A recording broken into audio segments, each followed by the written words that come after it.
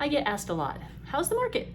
And usually one of the answers is, that depends. Are you buying, are you selling, or are you investing?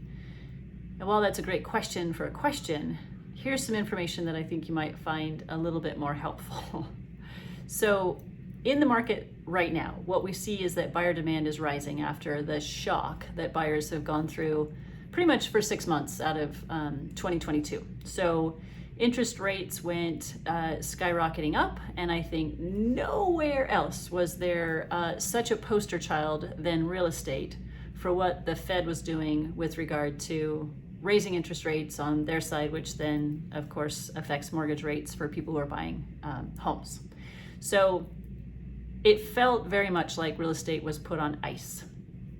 One piece of current news though is that Freddie Mac, which is otherwise known as the Federal Home Loan Mortgage Institution, they did a survey in May, and what they found was that of the people that they surveyed, 18% of them said that they would be most likely to buy a home in the next 6 months.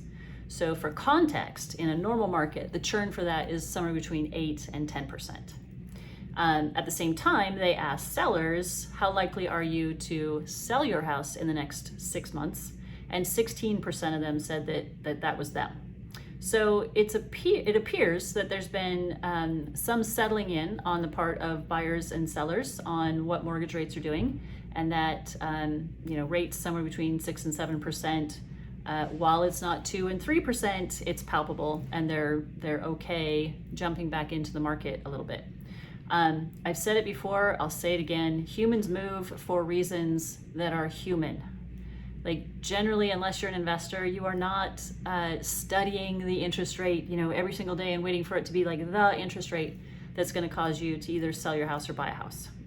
So it's hard because a lot of what we're hearing in the media is rates and rates and rates and rates, the Fed rates, the mortgage rates, all the interest rates. And it's important, don't get me wrong, but that's not the biggest reason why humans move.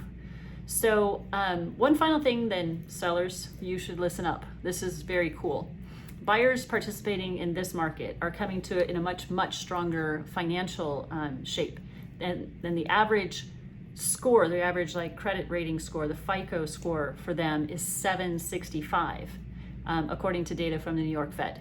Now, just for context, again, the FICO score from Experience, which is one of the top 3 credit rating bureaus, average is 714.